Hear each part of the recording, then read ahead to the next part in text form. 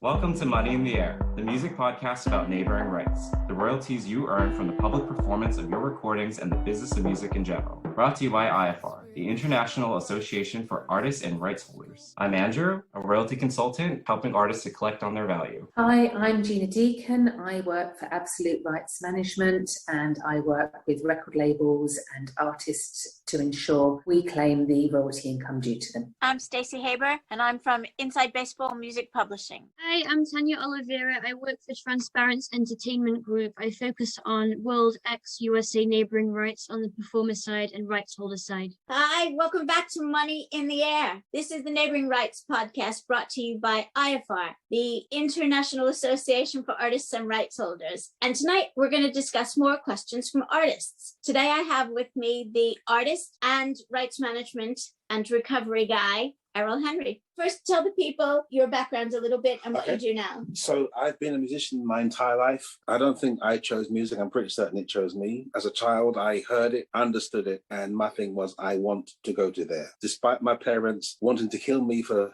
passing up academia, my father went to his grave. I'm happy that I didn't become a lawyer because he felt I should be doing that. But music was my thing. So I turned down scholarship for school music when I was 11. I didn't want to do the whole be trained thing. So music's been pretty much my whole life. It's been a tremendous gift to me. My life makes sense through the prism of music. So I came to the industry with my own label. As you get better, your label develops traction. The big labels come calling. I produced Bobby Womack, the legend, the soul legend. I never had one top 40 hit record, a track called Back for More. I did the bulk of Lulu's comeback album, Independence. I produced the Jones Girls. I produced Jackie Graham. I produced Chris Ballin, The Affair. So I've had a very successful career as a producer. How many of these albums are you recovering your neighbouring rights on? I actually haven't the faintest idea. Right. And that's why we're here yeah, today. I haven't the faintest idea. I mean, I've been busy doing the work I've been doing, and just in the time we were waiting for these guys to come in, I was sitting there thinking, quite a lot of what this is about, I actually haven't had time to look into. Right. I'm registered with PPL. I've got some stuff in PPL, but now I'm thinking about it, because I'm a multi-musician player. Yeah. I'm on a lot of recordings, That's right. and I may not be on some of those recordings. So I'm going to have to go and have a look at that. I have some sense of neighbouring rights. I'm with PPL, so I get the gist of it. But one of the questions I want to know is, I know radio pay neighbouring rights, but who else pays musicians neighbouring rights? That's excellent. Radio does pay. Radio is a very high-paying source of income. So does terrestrial TV. So if your song is included on a television show and it's, broadcast on terrestrial TV, then there will be a PPL royalty due to you. Also from public performance licenses, which basically means business premises, venues, they play music, recorded music. So hairdressers, gyms, doctor surgeries, bars, nightclubs, they all pay an annual fee to PPL and PRS, but we're going to leave PRS aside. That's the three main income streams. In Spain, you can get money from streaming recently. In Hungary, you can also get money from streaming, but streaming is slow moving, and we hope that PPL will catch up in the near future and start to pay streaming, because that would make a big difference. Here in the US, we do not recognize terrestrial broadcast performance for sound recordings. So all of which that Tanya just mentioned is not recognized here. So we have non-interactive digital performance, which means satellite radio, Pandora, but we don't pay out on, say, for instance, if the radio station plays a sound recording, we're not going to collect and pay out on that. It's a huge issue here in the US, but non-interactive digital performance actually is $1 billion industry annually, just in the US. That is the primary source of performance rights here. And by non-interactive, you mean that you don't choose the song like you do on other streaming platforms? That's correct. And just to point out quickly that everything Tanya mentioned is completely spot on. You can get great money from plays in shops and pubs and clubs and so on, but you're only going to get that money if you are claimed on a recording. So that is what you've got to start looking at, is make sure you're claimed on absolutely every recording, because a recording that you've contributed on can be played and played and played. If you're not claimed on it, you won't see anything. Post-production label management, in recovering my own rights from other companies, I found myself having to do that for other artists. Yeah. And I represent more than 60 artists with a variety of PPL, if you like, type claims. And when we do their deep dives, we discover a number of them weren't even aware they were due PPL. Yeah. Others have tried to get PPL and the labels concerned wouldn't cooperate to get the information? What can someone in that situation do when they realize they're owed the money, but the labels won't cooperate with getting them registered? What can musicians who discover later do about that? That's not uncommon. We work with quite a few artists in exactly the same situation that are not aware of PPL, or maybe signed up to it many, many years ago, but weren't really sure what they were signing up to. So they remember and just thought, they would be claimed, and had no idea that really the responsibility was with them. Unless they were representative, the responsibility is with the performer to ensure that they are claimed and claimed correctly on everything. If you're looking to work back through all your catalogue and claim on the majority of recordings that you haven't been claimed on, start with a list. I always say start with a list and write down absolutely everything you've worked on, source it out on PPL and make the claim. Now, no one can take away the right for you to claim your contribution on a recording, but you may be required to provide evidence to the collection society, such as PPL. If it's a recording of substantial value, is kind of the tendency from PPL. It's their right, it's their share, they've earned it, they are due that money, so they can make the claim. No one can stop them making the claim. It's when it comes down to the evidence that they may hit a problem, and I'm sure we've all experienced the frustration of trying to source evidence. Now, thankfully, the internet provides a vast amount of evidence that we can all source from sites like Discogs, artwork. You can often find CD covers and so on that actually list recordings or articles that are quite often accepted. There's certain things that PPL will accept and certain things that they won't, and they do detail that quite in depth on their website. But my suggestion would be make the claim first of all and then provide the evidence afterwards. By make the claim, she means once you go into PPL, once you're a member, you click on a title, there's a button that says claim. Okay. It's as easy as that. If the rights holder, the label, has registered the recordings. And if they haven't? If they haven't, there's nothing to claim and you're stuffed. You can't get paid. Okay. Unless you own the recording yourself, then you're the rights holder and you have to go in on the rights holder side and register it first. So in my instance, where I represent a lot of clients who are in Jamaica, elderly, some of them don't even have access to the internet, they weren't aware that they were not represented on the recordings because the producers put their name down as the only performer. What can be done in those instances easily to help those people? Get the list, make the claim on their behalf, or have a rep do it, make all the claims. And then when it comes down to evidence, go to the original producer and say, sign this letter. Okay. And does it matter that they don't live here in terms of people ownership? Because a lot of them say, but I'm in Jamaica. And I'm like, I don't think that matters. So it doesn't matter where they currently reside. Correct. Yeah, it doesn't matter where you reside, as long as you are a PPL member. Or so the PPL equivalent in Jamaica is called JAMS. So maybe you'd like to join direct with JAMS, but PPL has a relationship with them. So you can join PPL, ask them to collect for you in Jamaica, which sounds quite convoluted, but that's what we explain when we're saying you give PPL an international mandate, have these reciprocal deals in place with their sister societies. And that was good advice from Stacey, exactly that. And if you own a bunch of masters, if you haven't already, you should definitely create your own rights account at PPL, which is free to do so. And then you can just get stuck in with registering all your ISRCs, select the box Jamaica so that PPL registers it over there, collects there, especially if you've got big audiences and airplay there. Yeah, I mean, my own labels have been registered with PPL from the get-go, and I have also as a musician. Yes. My concern really is the people I'm discovering now in their 70s and 80s didn't know they were due PPL. Yes. And it's really just trying to unravel the problem from their perspective. If the label has registered the recording itself, even without mentioning them, if they go and claim it today,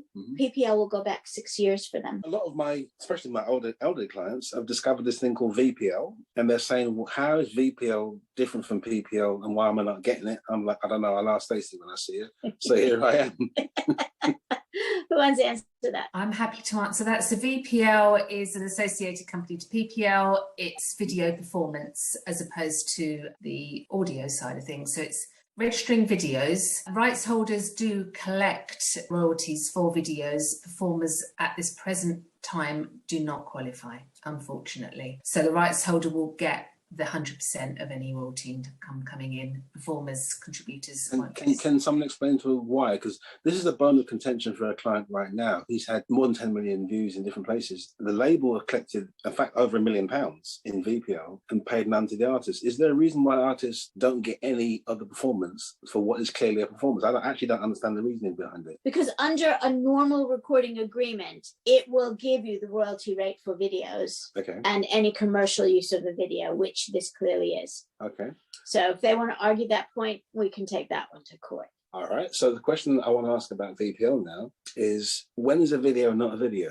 So yes, I know that TV stations pay their share, but based on the fact that YouTube is consuming vast amounts of what was TV time, people that don't watch television anymore, they watch YouTube. You can't get on YouTube unless what you're presenting is a video. So if it's a straight audio, they don't want it, you have to turn the audio into a video. Even if it's just a picture, they qualify it as a video. Why don't they pay VPL? PPL do not pay VPL royalties on YouTube, which is a bone of contention, and we bring it up every year. They don't have a licensing deal in place with them, and they kind of push back and say, oh, it's between the labels and YouTube to deal with royalties and collect royalties. But it is frustrating because everything is digital now. A lot of our clients, they have millions and millions of views on YouTube, and it's like, this should be monetizing neighboring rights. Here in the US, at least, it boils down to whether or not it's considered to be interactive or non-interactive streaming.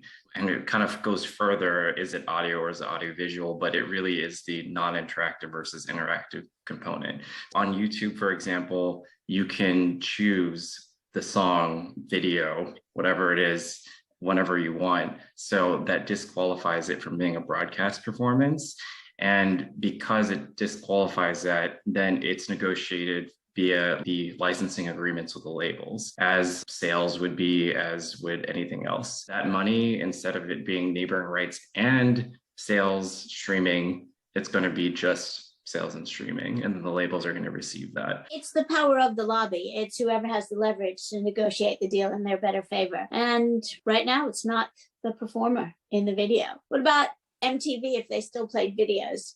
Still with MTV, and if they play videos, even if it's broadcast, because there's an audio visual component to it, it's not going to be qualifying for Sound Exchange's collections. Sound Exchange was established in the mid to late 90s, and it had a narrow scope, specifically to collect on satellite radio from Pandora. Specifically was for audio only, so audio visual is not part of that whole thing. Okay, what if I started an internet channel which only showed music videos and the audience couldn't choose them? So if it was just a rolling loop of whatever videos I programmed. Outside of the US, it would, yes.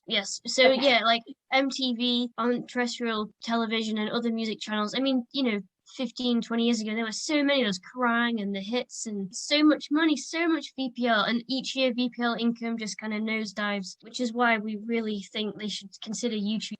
But as Andrew was saying, it is totally interactive, and it's just a weird grey area. But I feel like it'll change. It has to. People are putting pressure on them. They do say watch this space. They don't rule it out in the future. So it's something that may well come in, but just at present, it's not. How do performers who don't know that they're due PPL find out that they're due PPL? Ignorance clearly is not bliss. What can we do to help people who don't know to find out what they don't know? Because you'd be amazed how many musicians actually don't know. They have no idea. That's one of the reasons why IFR was set up, to actually help communicate, educate, spread the word, and tell as many artists and musicians and producers as possible that there may well be money out there for them. We're limited, there's only a few of us, and the more of us that there are, the more of us that can spread the word. Aside from that, it's word of mouth. Really, I guess it's other musicians passing on to their fellow musicians and looking out for each other.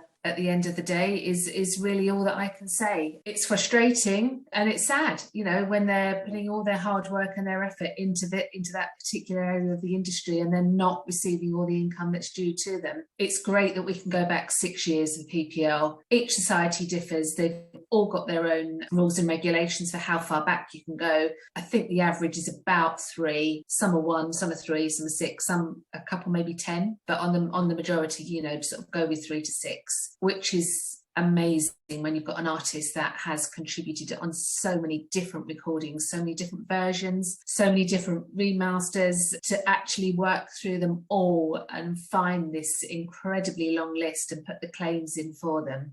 It takes time for the income to come through, but it is so worthwhile at the end of the day. I've got a client who's been involved in label sales, not in terms of wanting to be, but the label they were signed to got sold and got sold and got sold.